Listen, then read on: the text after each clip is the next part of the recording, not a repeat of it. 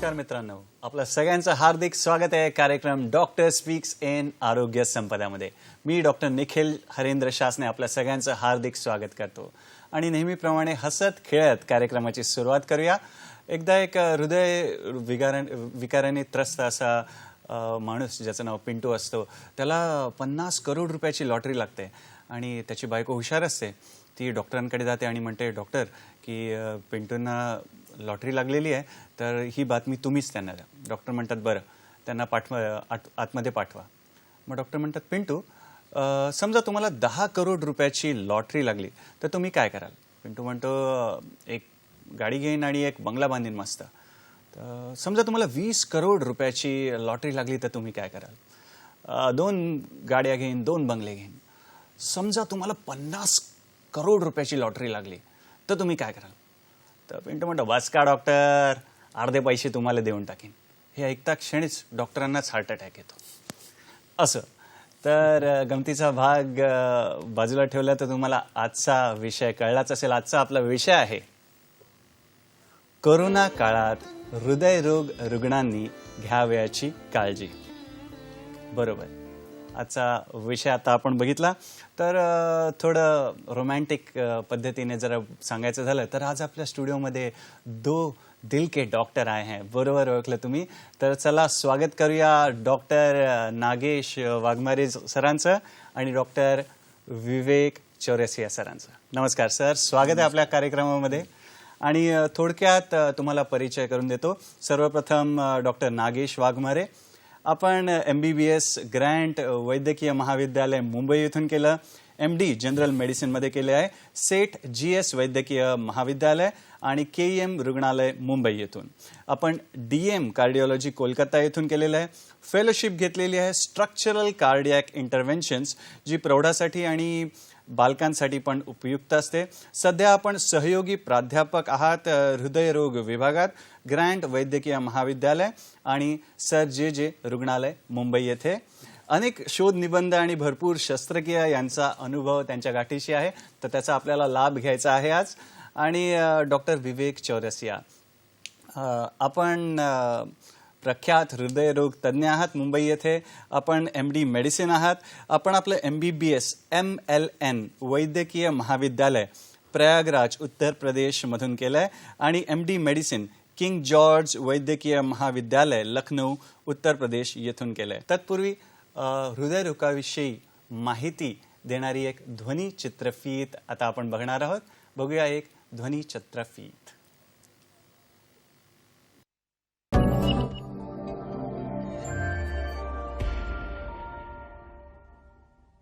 स्वस्थ जीवनासाठी स्वस्थ हृदय असणं ही अतिशय महत्त्वाची अशी गोष्ट आहे। पण आताच्या दिनचर्येमुळे किंवा जीवनशैलीमुळे हृदयावरील धोका वाढत जात आहे। हृदयरोग हे आपल्या सर्वांनाच अवगत असलेलं नाव आहे, पण याच्या गंभीरतेची जाणीव हवी तेवढी अजूनही नाही। कुणी असा विचार पण करत नाही की असा काही रोग आपल्याला सुद्धा होऊ शकतो। मृत्यूचे एक महत्त्वाचं असणारं कारण म्हणजे हृदयाचे आजार, ज्यामध्ये हृदयघात, कोरोनरी आर्टरी डिसीज इत्यादींचा समावेश होतो आणि हे सर्व रोग अनियंत्रित जीवनशैलीमुळे उद्भवतात। महत्त्वाची गोष्ट म्हणजे की आता युवा तरुण वर्गात आणि स्त्रियांमध्ये सुद्धा या हृदयविकाराचं प्रमाण वाढताना दिसत आहे। लहान मुलांमधील अतिलठ्ठपणा हा सुद्धा हृदयविकाराचं एक मुख्य कारण बनण्यास कारणीभूत ठरत असल्याचं संशोधनामध्ये दिसून आलं आहे। हृदयविकाराचा धोका मोठा आहे, पण एक चांगली गोष्ट म्हणजे यावर योग्य वेळी उपाय करून ते टाळलं जाऊ शकतं। याकरता कारणीभूत घटकांना दूर करणं हे महत्त्वाचं पाऊल ठरू शकतं। मधुमेह, रक्तदाब, धूम्रपान इत्यादी विकार हृदयासाठी घातक आहेत। अतिलठ्ठपणा, व्यायामाचा अभाव, अतिस्निग्धयुक्त भोजन, तणावपूर्ण जीवनशैली इत्यादी गोष्टी भविष्यात हृदयविकारासाठी कारणीभूत ठरू शकतात। म्हणून आजच आपल्या जीवनशैलीत सकारात्मक बदल घडवणं महत्त्वाचं आहे, जेणेकरून आपण आपल्या हृदयाची आणि आरोग्याची योग्य तशी काळजी घेऊ शकू।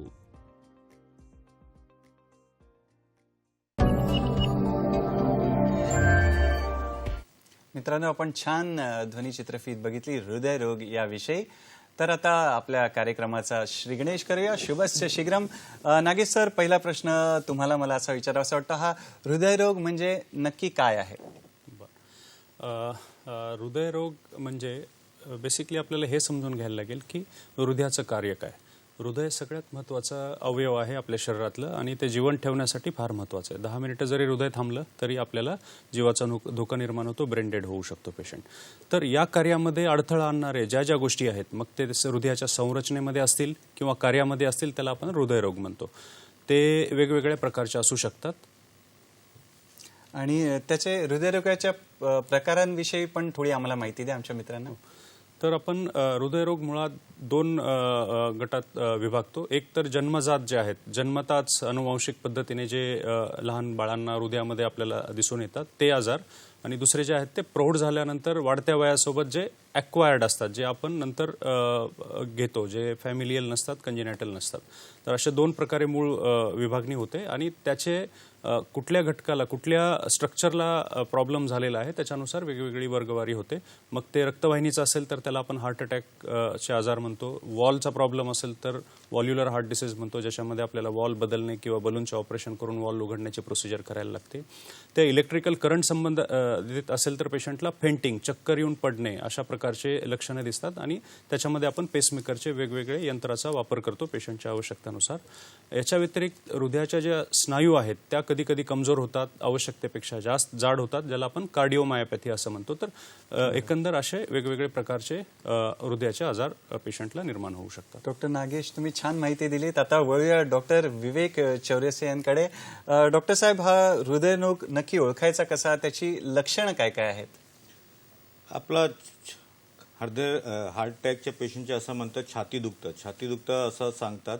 पण छाती नॉर्मली 10-15 मिनिटचे वर दुखला आणि घाम सुटला पेशंटला असा, ते अनेक पेशंटला दम लागल्यासारखा, छातीत मध्ये दुखला असा नाही, काही बाजू एकच बाजू दुखला पाहिजे तसा नाही, जबडा खाली आणि छातीच्या पार्टपर्यंत कुठेही दुखला, दम लागला, पेशंटला चक्कर आला आणि चक्कर आऊन पेशंट पडला, असा स्थितीमध्ये. आणि ॲसिडिटीचा सिम्पटम, पेशंट आपला काही वेळा असा ॲसिडिटी सांगतात आणि असा किती पेशंट हे इनो घेऊन घरगुती उपचार करतात तसा नाही. अगर काही पेशंटला असा 10-15 दिवस छाती दुखतं आणि अजून बरा नाही वाटतं, त्यांनी ECG लवकरात लवकर काढला पाहिजे. आणि काढून तर ते डॉक्टरचे काय त्यामध्ये आहे रिझल्ट ते नाही. आता आपला असं बघतात ECG काढला आहे, ते दुसरा दिवस ते कुठेही आपला असं गेले ते ECG काढला, दुसरा दिवस ते ECGचे रिपोर्ट आपला भेटतात. तसा ह्या स्थितीमध्ये ECGमध्ये काय आहे ते लगेच त्यांनी बघायला पाहिजे. यामध्ये समजा काही असं आहे ते डॉक्टरला विचारून त्या संबंधित काय उपचार आहे तसा केलं पाहिजे. डॉक्टर विवेकजींनी एकदम छान माहिती दिली की आज समजा आपण छातीची पट्टी काढली, ज्याला आपण ECG असं म्हणतो, तर लगेच डॉक्टरना भेटलं पाहिजे. म्हणजे आज काढला उद्या जाऊ परवा जाऊ असं टाळमटाळ न करता लगेचच तज्ज्ञ डॉक्टरांचं मार्गदर्शन घेतलं पाहिजे आपण.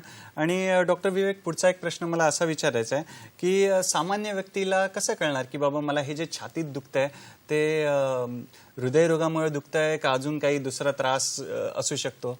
तर काय वाटतं, कसं ओळखायचं मी? हे असा सांगता नक्की येईल नाही की ह्याचं छाती दुखतं हे हार्टच्या कारणवश असतं की दुसरं कारणवश असतं. काही पेशंटला 10-15 मिनिट दुखतं, तसा ह्या पेशंटला काळजी घ्यायला पाहिजे. नॉर्मली आपला सॉलिट्यूडची गोळी सांगतात त्या पेशंटचे आहे, तसा वस्तू घेऊन पण थोडा हार्ट अटॅक कमी असतं.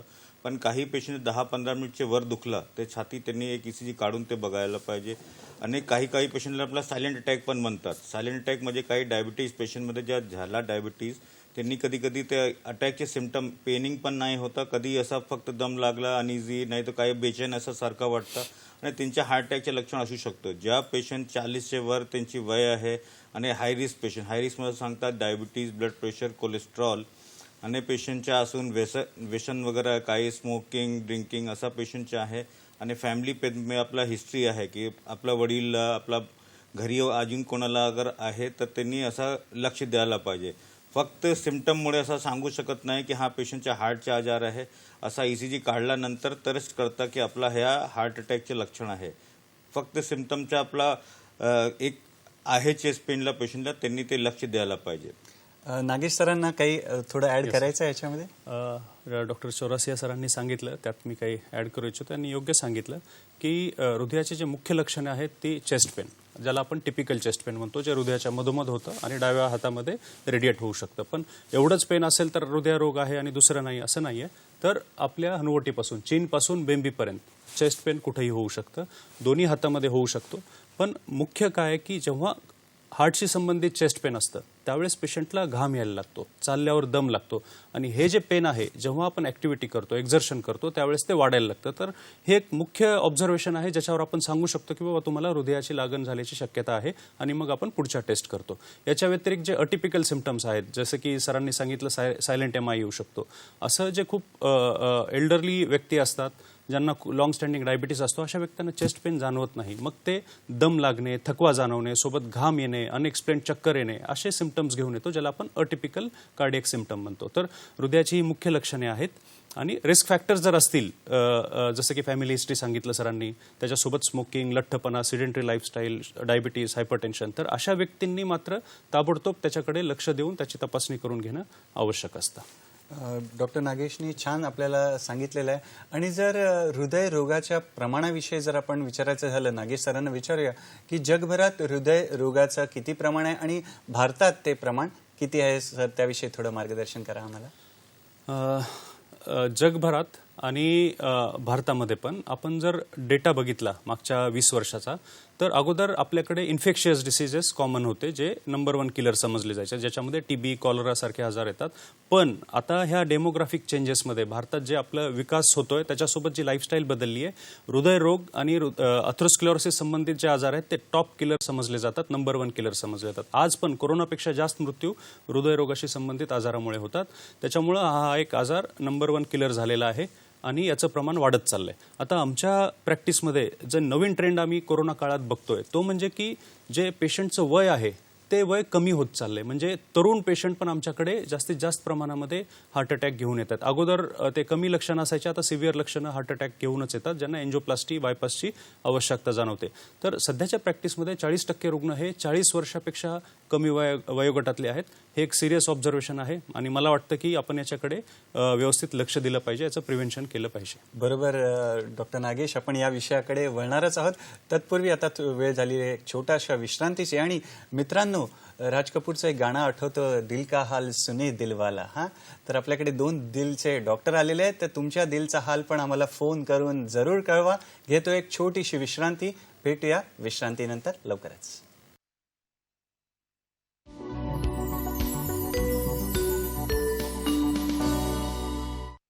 मित्रांनो, आपल्या सगळ्यांचं स्वागत आहे कार्यक्रमात, ज्याचं नाव आहे येस, डॉक्टर स्पीक्स इन आरोग्य संपदा. आणि आज आपण चर्चा करतोय हृदय रोगाविषयी. या कोरोना काळात हृदय रोगाची कशी काळजी घ्यायची त्याविषयी आपण चर्चा करतोय. आणि आज आपल्याशी सोबत स्टुडिओमध्ये आहेत डॉक्टर नागेश वाघमारे सर आणि डॉक्टर विवेक चौरसिया सर.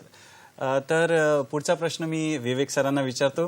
सर, आत्ताच आपला विषय चाललेला की तरुणांमध्ये पण हृदयरोगांचं जे प्रमाण जे पाहायला मिळतं, तर असं चित्र आपल्याला का बघायला मिळतं की 40च्या अंडर 40 आपले हार्ट पेशंट्स बघतोय आपण, असं का वाटतंय सर? आपला आता रिसेंटली आता काही दिवस पूर्वी बघितला होता एक ॲक्टर, भरपूर चांगला फिटनेस, ते असा भरपूर होता सिद्धार्थ शुक्ला करून, तसा हे आता आपला हे डेथ झाली होती. हे फिटनेस वगैरे संपूर्ण आता हे डेटा जो आपला इंडिया सांगतात, पहिला म्हाताऱ्यांना सगळं आता 10 वर्षापूर्वी असा व्हायचा की 50च्या वर तसा हार्टच्या वस्तू व्हायच्या. पण आता रिसेंटली जो आपला डेटा बघतात ते 40च्या वयामध्ये 40% पेशंटच्या हार्टचे कारण असतं.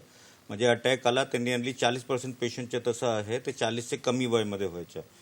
आणि आपला अगर जर आपला डेटा अजून बघितला 2000 पासून ते 2025मध्ये ब्लड प्रेशरचे पेशंट जेव्हा होते ते डबल झाले. आणि ब्लड प्रेशर आणि डायबिटीज आता जे पेशंटचा डेटा आता इंडियात आहे, 10मध्ये 1 माणूस डायबिटीज आहे. ब्लड प्रेशर 4मध्ये 1ला ब्लड प्रेशर आहे. हे असं जे सगळं सांगतात हे सगळं रिस्क फॅक्टर म्हणतात. ह्या ज्या पेशंटमध्ये इव्हन आपला काही पेशंटला ब्लड प्रेशर, डायबिटीज, इव्हन आपल्या शहरामध्ये पण चेकिंग करत नाही, BP, शुगर ह्या वस्तू, कोलेस्ट्रॉल हे बघत नाही.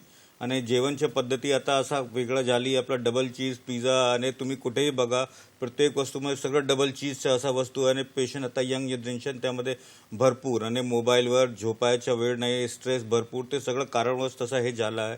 हे तुम्ही जर असं बघा ते असा हे यंग जनरेशनला आपला ॲटलिस्ट 24 तासमध्ये 1 तास आपल्या बॉडीमुळे काढला पाहिजे.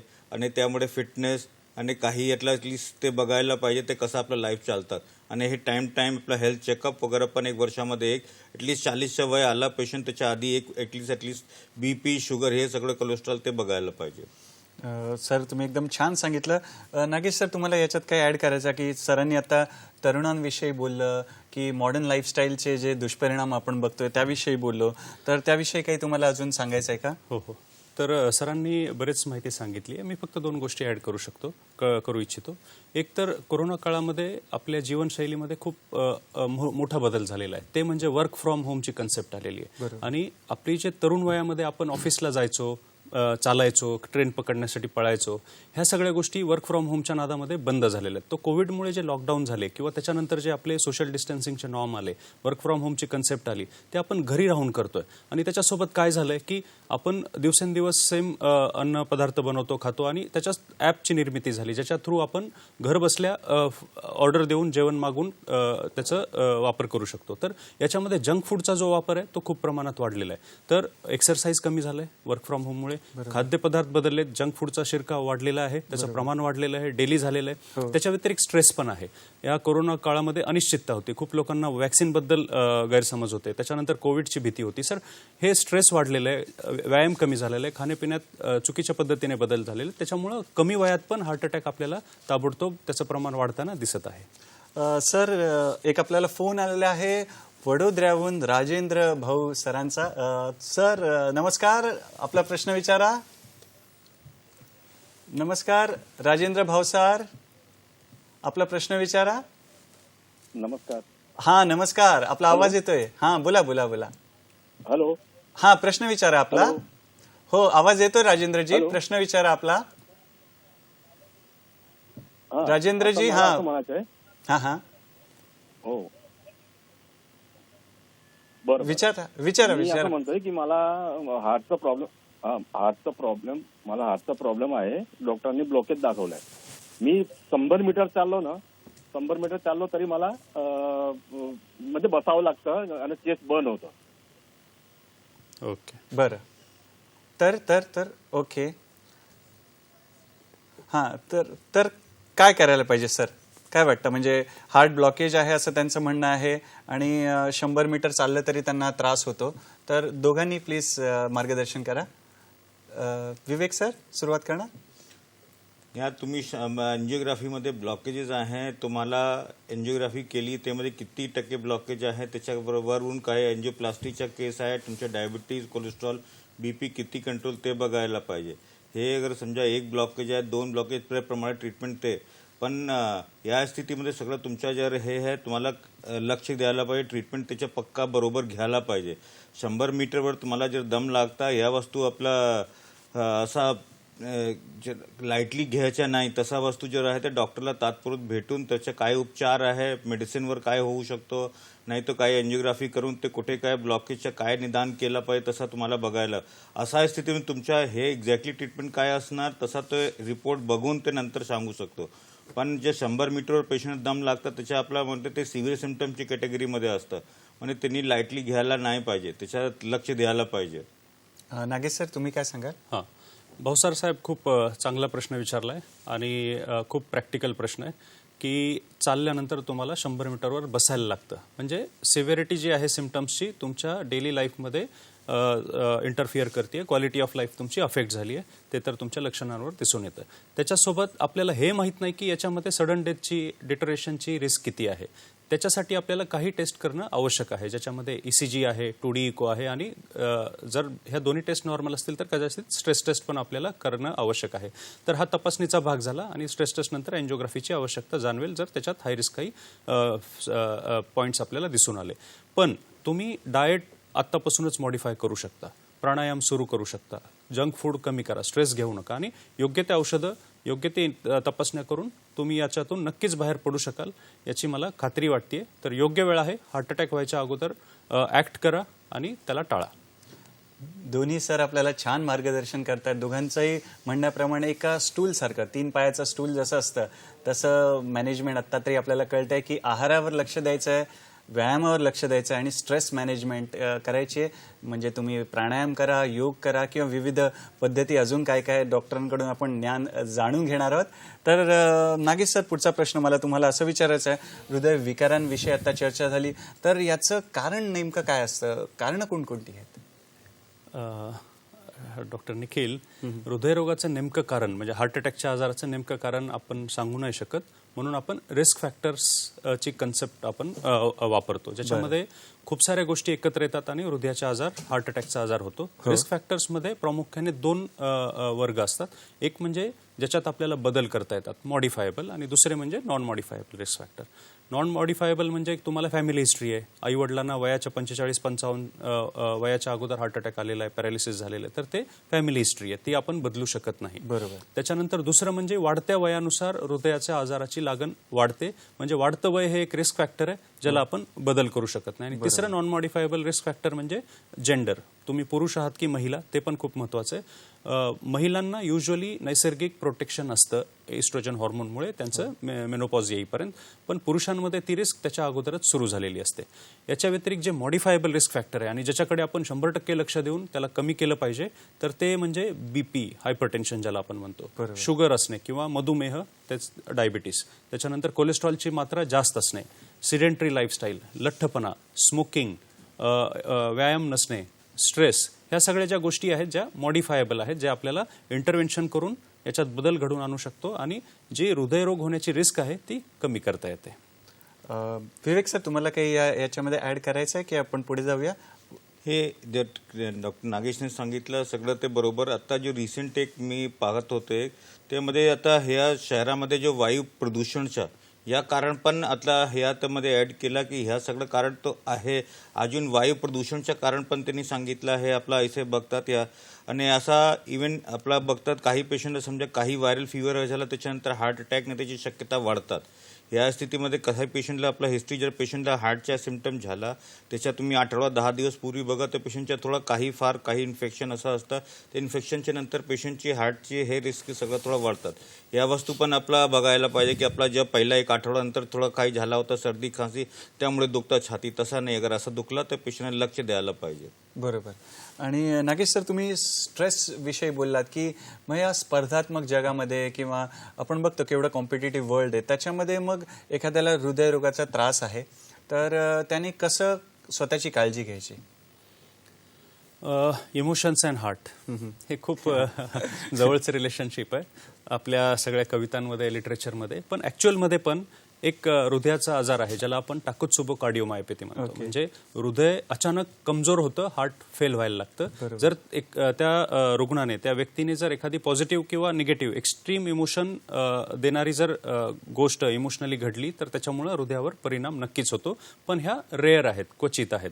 कॉमनली काय होतं की आपण जर इमोशनली डिस्टर्ब्ड असो तर आपली लाईफस्टाईल जी आपण ॲक्टिव्हली चांगली मेंटेन करायला पाहिजे ती मेंटेन करू शकत नाही. म्हणजे इमोशन्स आणि स्ट्रेस हे आपल्याला इनडायरेक्टली अफेक्ट करतात.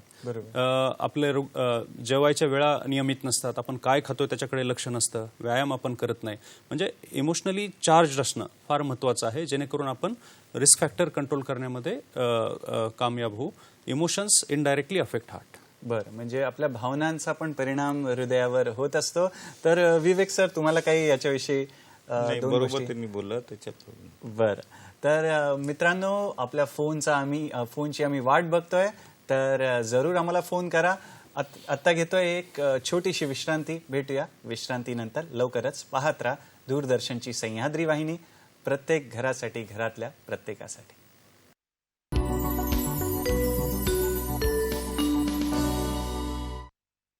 आपल्या सगळ्यांचं हार्दिक स्वागत आहे कार्यक्रमात ज्याचं नाव आहे डॉक्टर स्पीक्स इन आरोग्य संपदा. आज आपण हृदयरोगाविषयी बोलतोय आणि दोन ज्येष्ठ जे हृदयरोग तज्ज्ञ आहेत ते आपल्यासोबत आहेत आणि आपल्याला फोन करून आम्हाला प्रश्न पण तुम्ही विचारू शकता. तर विवेक सर, तुमच्याकडे आपण येऊया की आपण हृदयरोग होण्यापासून कसं वाचायचं, काही प्रतिबंधात्मक उपाय आहे ते जे आमच्या मित्रांना सांगताल तुम्ही?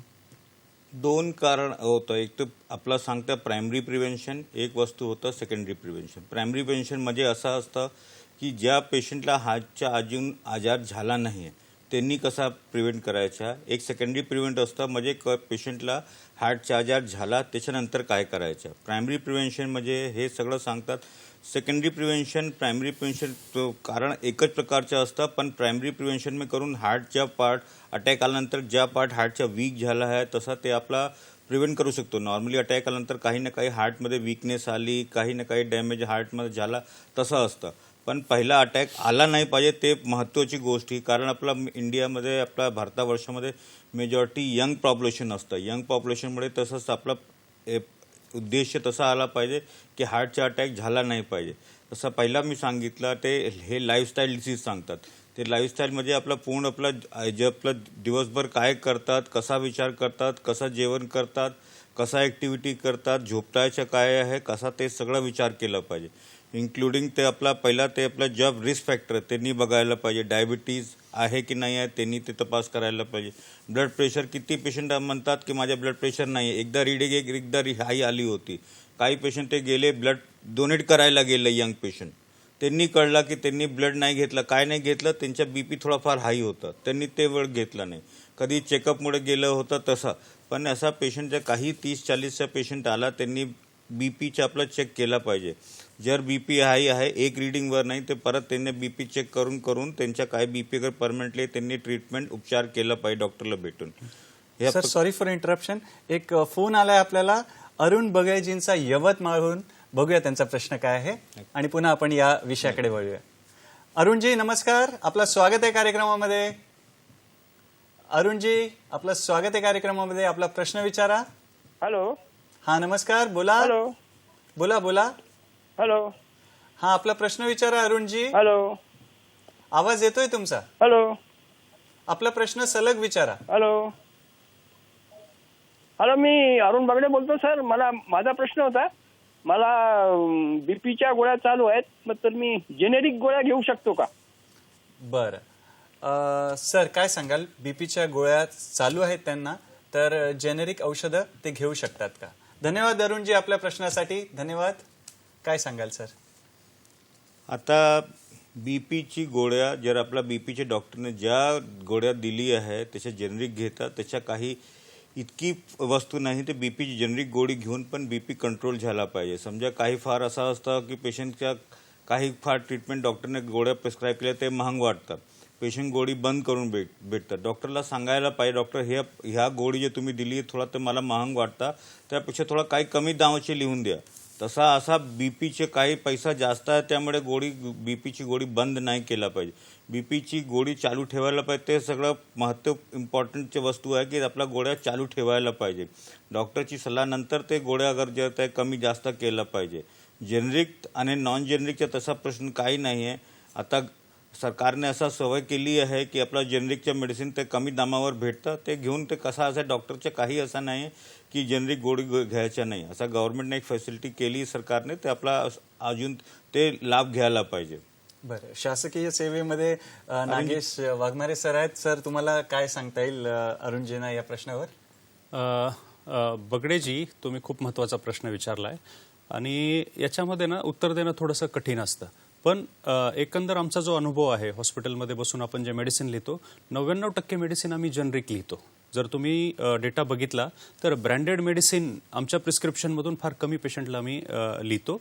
मेजॉरिटी जे मेडिसिन असतात ते जेनरिक असतात. त्याच्यात पण मग आपण जेनरिक घेताना दोन गोष्टीची खात्री केली पाहिजे की बाबा ते व्यवस्थित लायसन्सिंग झालेलं आहे, गव्हर्नमेंटचं पूर्णपणे अप्रुव्हल्स आहेत, योग्य प्लांटमधून अप्रूव्ड प्लांटमधून ते बनलं जातं. आणि दुसरं म्हणजे की आपल्यावर किती त्याचा इफेक्ट होतोय, म्हणजे बीपी आपला चांगला कंट्रोलमध्ये येतोय की प्रत्येक व्हिजिटला बीपीचा डोस वाढवत जायला लागतो, याच्यानुसार आपण त्याचा निर्णय घ्यायचा असतो.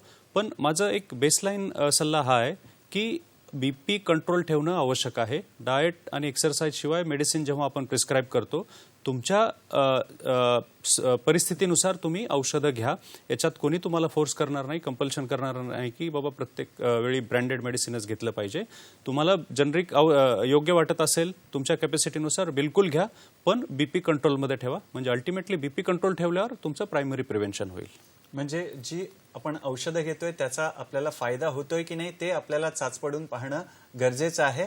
आणि सरांच्या सल्ल्यानुसार विवेक सरांकडे येतो. सर, तुम्ही प्रतिबंधात्मक उपायांविषयी सांगत होतात, तर प्लीज कंटिन्यू करा.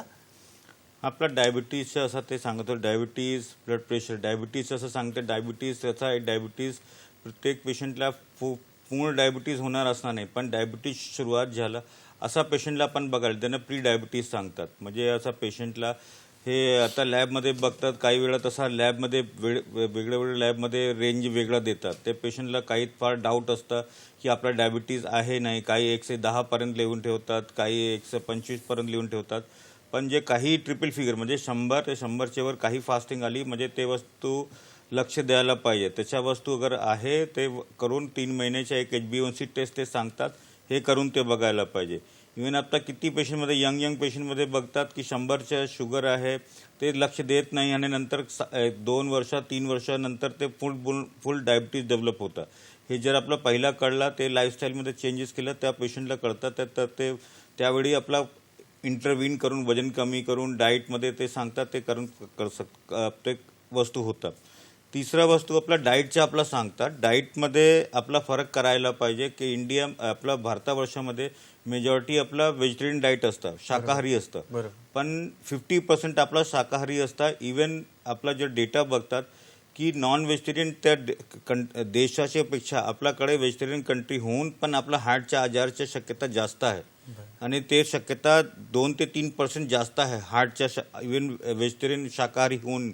पण ते आपला डाएट कसा घेतात ते आपला इवन आपला बघितलं समजा केरळ ह्यामध्ये भारतवर्षामध्ये मॅक्सिमम ते हार्टचं कारण असतं. कारण काय, ते खोबऱ्याचं तेल वापरतात आणि खोबऱ्याच्या तेलमुळे ते जमतात ज्या वस्तू त्यामुळे ते हार्ट कोलेस्ट्रॉल वाढायची शक्यता जास्त आणि हार्टचे आजार व्हायची शक्यता जास्त असतात. ज्या आपला तेल आपला ज्या वापरतात ते जमलं समजा पाम ऑइल, कोकोनट ऑइल असा कारक असतं, ते वस्तू अवॉइड केलं पाहिजे. आणि ॲक्टिव्हिटी आपला इंडियामध्ये आपला बघितला तर ॲटलिस्ट 10 वर्षात रेग्युलर जे ॲक्टिव्हिटी आहे ते 10% ते कमी पेशंटच्या रस आहे त्यांची रेग्युलर ॲक्टिव्हिटी असतं. आणि 2 मध्ये 1 माणूसची ॲक्टिव्हिटी रेग्युलर होत नाही. म्हणजे आउट ऑफ 2 आपला पेशंट बघितला माणूसमध्ये ते 1% ॲक्टिव्हिटी होत नाही. तसा वस्तूमध्ये प्रत्येक माणूसला ज्यांनी हार्टच्या रिस्क फॅक्टरमध्ये आहे त्यांनी सगळं ते काळजी घेऊन ॲक्टिव्हिटी बरोबर केला पाहिजे. बरोबर. नागेश सर, या प्रतिबंधात्मक उपायावर तुम्हाला काही ॲड करायचं आहे? चौरसे सरांनी अगदी योग्य सांगितलं की मी फक्त 2 गोष्टी ह्याच्यात ॲड करू इच्छितो. एक तर की prevention is better than cure, आणि दुसरं म्हणजे आपला डेटा आपण बघितला की हृदयरोगामुळे जे रुग्णांचे मृत्यू होतात 80% हे प्रिव्हेंटेबल असतात. ज्याचे आपण योग्य वेळी इंटरव्हेन्शन केलं, त्याची तपासणी केली, त्याला उपचार केले तर 80% मृत्यू जे होतात ते आपण टाळू शकतो. म्हणजे त्या रुग्णांना आयुष्य पुढं त्यांचं नॅचरल जे आहे ते मिळू शकतं. तर प्रिव्हेन्शन महत्त्वाचं आहे आणि 80% मृत्यू प्रिव्हेंटेबल आहेत. त्याच्यामुळं प्रतिबंधात्मक प्रिव्हेंटिव्ह मेजर्सकडे कटाक्षाने लक्ष द्या. विवेक सर सांगत होते बाहेरच्या खाण्याविषयी तुम्ही सांगत होतात, तर असं गमतीने म्हटलं जातं की मुंबईमध्ये अर्धे जण हे वडापाव खाऊन जगतात आणि अर्धे जण हे वडापाव तयार करून जगतात. तर ह्या स्पर्धात्मक लाईफमध्ये किंवा एकदम फास्ट लाईफमध्ये बाहेरचं खाणं किंवा आपलं लाईफस्टाईल थोडी फास्ट होणं आणि त्याच्यामुळे थोडं आपल्याला हृदयरोगाचे त्रास व्हायला मिळत आहेत. पण हे जे त्रास होतात, तर नागेश सर तुम्हाला विचारू शकतो की मग कुठली तपासणी करायची, कुठे करायची, कधी करायची, त्याविषयी थोडं, आणि कोणी करायची याविषयी थोडं आम्हाला कृपया करून मार्गदर्शन करा. खूप चांगला प्रश्न आहे डॉक्टर निखिल. याच्यामध्ये बघा, प्रिव्हेन्शन म्हणजे एखाद्या व्यक्तीला आजाराची लक्षणं आली आणि किंवा हार्ट अटॅक झाला त्याच्या अगोदर आपण ते डिटेक्ट करतोय, तपासतोय आणि त्याला टाळण्याचा प्रयत्न करतोय. म्हणजे जेव्हा आपण प्रिव्हेन्शनबद्दल बोलतोय, रुग्णांना लक्षणं नसतात, ते ठणठणीत असतात, म्हणजे आपल्याला स्क्रीनिंग सुरू करावी लागते. स्क्रीनिंग कशाची करतो आपण, तर रिस्क फॅक्टर्स बघतो.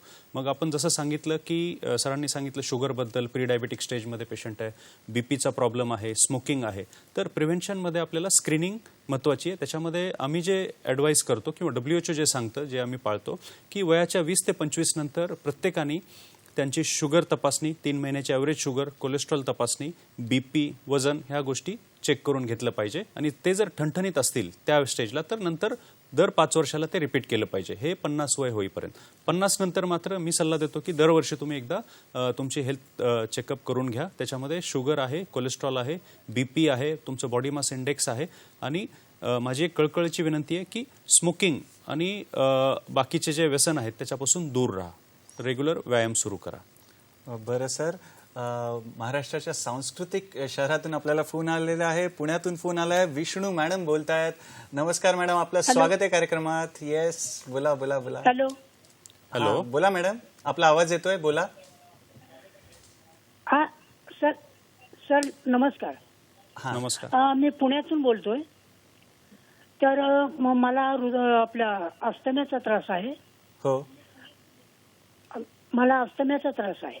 हा, तुमच्या दूरदर्शन संचाचा आवाज कमी करा. 15-20 दिवसांनी छातीत थोडस म्हणजे हे करतो.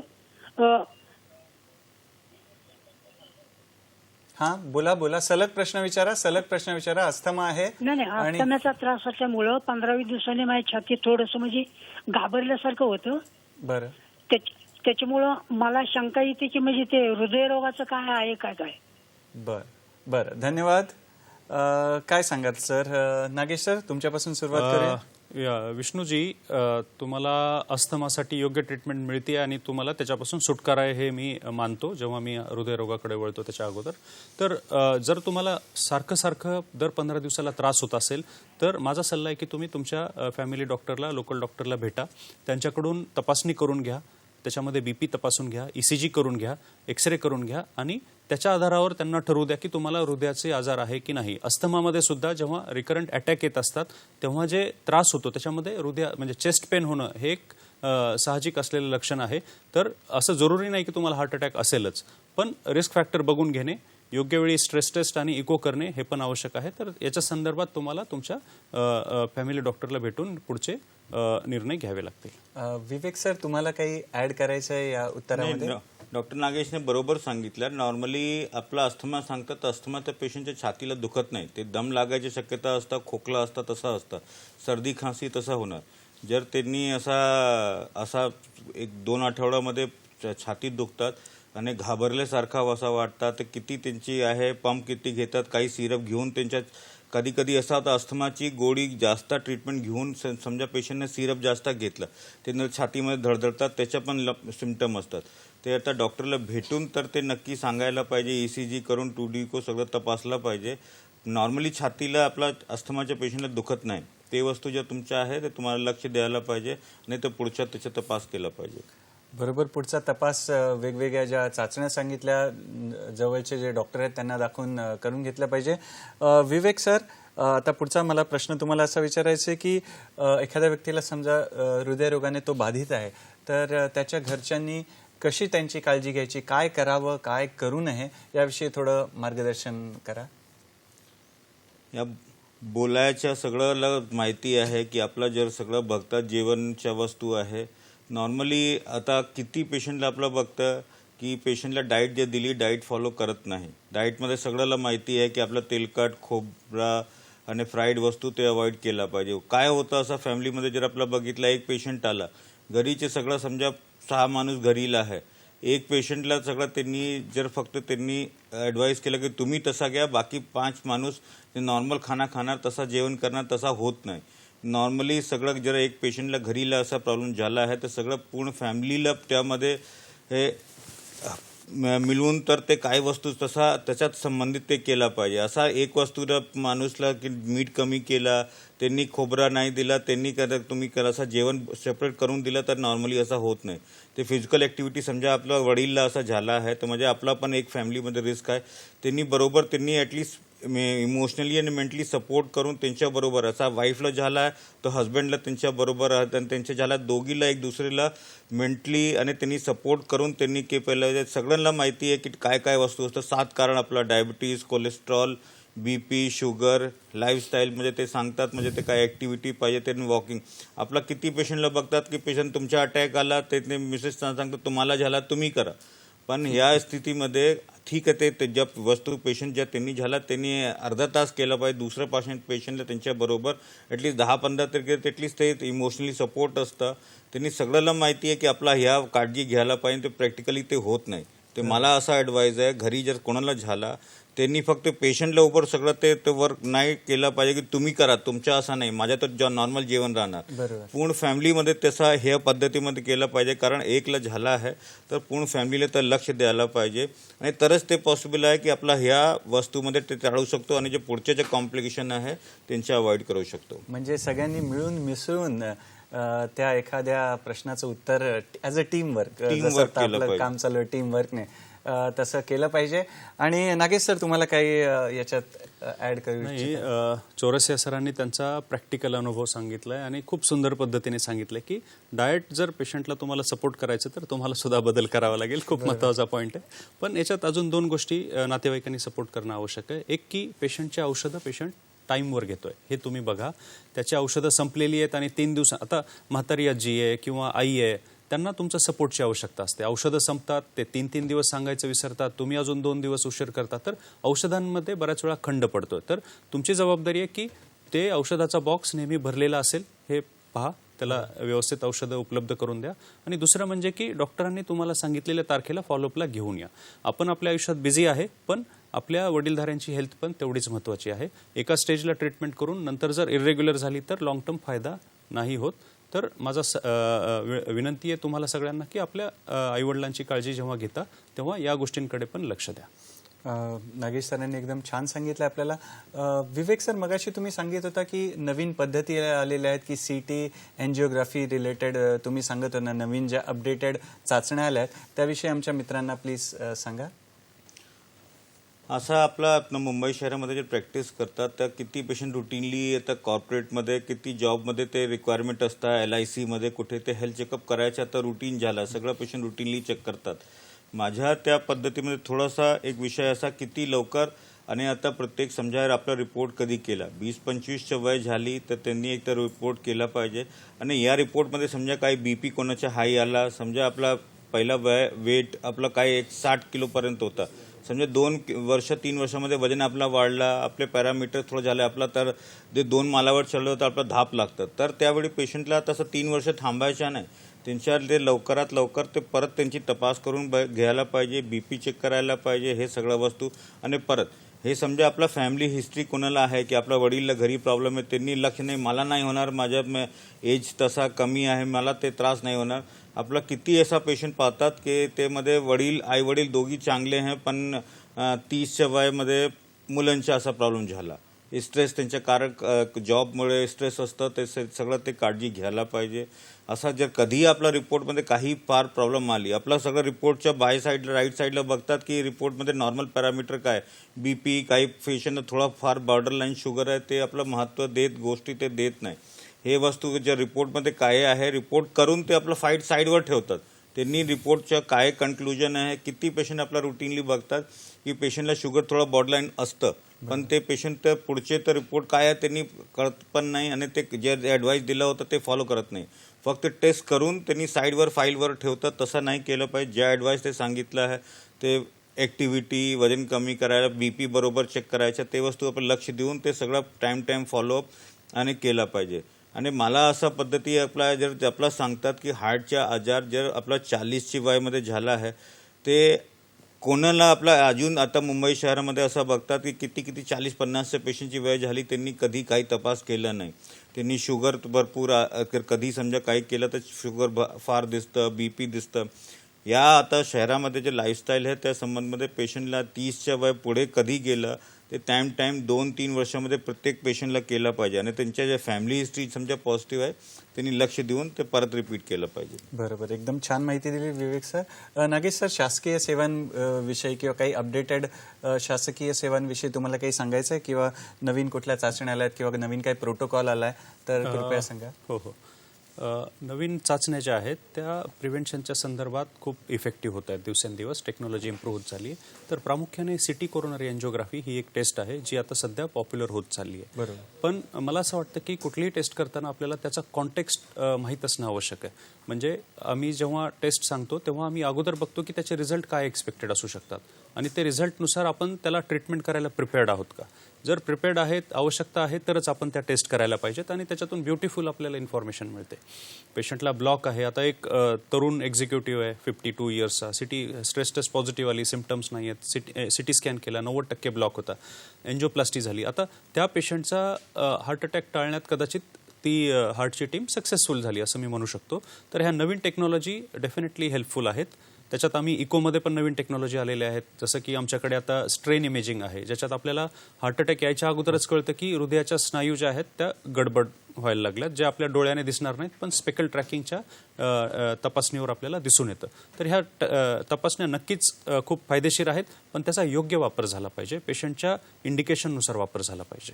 एकदम छान सांगितलं. आता क्रिकेट मॅचमध्ये शेवटची ओव्हर आपल्याकडे हार्डली 3-4 मिनिटं आहेत. तर थोडक्यामध्ये आमच्या प्रेक्षक मित्रांना काय संदेश देणार तुम्ही? नागेश सरांपासून सुरुवात करूया. मी सगळ्यात अगोदर तुमचे आभार मानतो की मला इथं बोलण्याची संधी दिली आणि तुम्ही सगळेजण पाहताय. माझा आजचा जो विषय आहे तो सक्सेसफुल होईल तुम्ही जर या गोष्टी मनापासून अवलंबल्या. प्रिव्हेन्शन महत्त्वाचं आहे, त्याच्यासाठी आपण पूर्ण प्रयत्न केले पाहिजेत आणि खूप सोपं आहे, याच्यात काही कठीण असं काही रॉकेट सायन्स नाही आहे. सगळ्यात महत्त्वाचं की तुम्ही काय खाताय, किती वेळ खाताय याचा एक लॉग ठेवायला सुरुवात करा. म्हणजे आपल्याला लक्षात येईल की जिथं अनावश्यक आहे तिथं पण आपण काही कॅलरीज अन्नाच्या रूपाने खात असतो, जेणेकरून ते मॉडरेट करता येईल आपल्याला. दुसरी गोष्ट अन्नातली महत्त्वाची ही आहे की तुम्ही नॅचरल फायबर्स जे आहेत, जे आपल्याला भाज्यांमधून मिळतं, सॅलडमधून मिळतं, फ्रूट्स आहेत, त्याचा वापर कमीत कमी 400 gram per day recommended dose आहे. म्हणजे 2 फ्रूट्स आणि 2-2 वाट्या भाज्या 2 वेळेस आणि एक सॅलड आपण खाल्लं पाहिजे, स्प्राउट्स खाल्ले पाहिजेत, नट्स खाल्ले पाहिजेत. आणि जे जंक फूड आहे म्हणजे मिल्क प्रोडक्ट्सपासून जे एक्सेसिव्हली टाकून बनवलेले असतात ते सगळे आपण वर्ज्य केले पाहिजेत, त्याची फ्रिक्वेन्सी कमी केली पाहिजे. हा झाला आहाराचा भाग. दुसरं म्हणजे की तुम्ही स्वतःवर म्हणजे रेकॉर्डमध्ये बघा की तुम्ही किती चालताय. दिवसाचे 4 किलोमीटर चालणं आवश्यक आहे आणि ते आठवड्यातून 5 दिवस तरी केलं पाहिजे. आणि स्मोकिंग टाळा, अल्कोहोलपासून दूर राहा, व्यवस्थित झोप घ्या, तुमच्या हॉबीचं व्यवस्थित पालन करा, जेणेकरून हृदयरोगाची लागण तुम्हाला होणार नाही. विवेक सर, तुम्ही काय सांगणार जाता जाता आमच्या संक्षिप्त रूपामध्ये? धन्यवाद मला इथे आमंत्रित केलं त्यामुळे. मी असं सांगायचं की आता डॉक्टर नागेशने सगळं ते सांगितलं आहे, त्याबरोबर फक्त एकच वस्तू आपला यंग जो आपला तरुण आहे त्यांच्या आता सांगायचं असा, सगळं मोबाईल वापरतात, त्यामध्ये आता ते बघतात ते पिडोमीटर पण असतात, ते ॲटलिस्ट 10,000 स्टेप्स त्यांनी चालला पाहिजे. ते 10,000 स्टेप म्हणजे ते ॲक्टिव्ह लाईफस्टाईल त्याचं सांगतात. ॲटलिस्ट ते काही वस्तू पेशंटला जर दिवसभर किती चालतात ते वस्तू, ते आपला टेक्नॉलॉजीचा आपला उपयोग आपल्या शरीरामुळे कसा करू शकतो तसा वस्तू पण बघायला पाहिजे. किती चालतात, किती ॲक्टिव्हिटी. आता ते रिमाइंडर पण असतात की आता 1-2 तास तुम्ही बसले, तुम्ही हलले नाही. तसं आहे ते जो बसून दिवसभर काम करतं, मोबाईलवर पाहत राहतात, तसा नाही केलं पाहिजे. ते टेक्नॉलॉजीचा पण उपयोग आपला शरीरच्या निर्माणामध्ये कसा केला पाहिजे ते वस्तू पण बघायला पाहिजे. आता स्मार्ट वॉचच्या वस्तू आहे, ते किती आपला समजा सायकलिंग गेले तसा किती वस्तू आहे, ते ॲक्टिव्हिटीमुळे आपला रिमाइंडर आणि आपला असा पियर ग्रुप फॉर्म केला पाहिजे. त्याच्या संबंधित त्याच्या हार्टच्या पेशंटचे आजार त्यांनी पण असा काही करून ते पेशंटच्या करता आता किती बघतात ते पेशंटना मॅरेथॉनमध्ये पण एन्जिओप्लास्टीचे पेशंट गेले. ते सगळं असं पॉसिबल आहे, पण प्रत्येक पेशंटला नाही. हे आपला समजा इच्छाशक्ती जर ज्या भरपूर आहे तर आपला पाहिजे. तर अटॅक आल्यानंतर पण तर आपला पेशंटला असा किती बघतात की आता मुंबई मॅरेथॉनमध्ये ते पेशंट चालतात. असा नाही अटॅक आला पेशंट आता की पेशंट जीव संपलं, तसं नाही. पण ते पेशंटच्या आपला ते नंतर ते ट्रीटमेंट करून लाईफस्टाईल चेंज करून ते पेशंट पण ते नॉर्मल लाईफस्टाईल लीड करतात. धन्यवाद डॉक्टर विवेक, धन्यवाद डॉक्टर नागेशजी, तुम्ही वेळात वेळ काढून इथे आलात आणि आम्हाला छान मार्गदर्शन दिलं. तर सगळ्या मित्रांना एकच टेक होम मेसेज माझ्यातर्फे, दिल का हाल सुने दिलवाला. तुम्हीच दिलवाले आहात. तुमच्या हृदयाचं ऐका आणि सांगितलेलं टेक होम मेसेज लक्षात ठेवा. आणि आरोग्य संपदा टीमकडून, दूरदर्शनच्या सह्याद्री वाहिनीकडून तुमचे आभार आणि सर्व प्रेक्षक मित्रांनो तुमचेही आभार. नमस्कार. काळजी घ्या.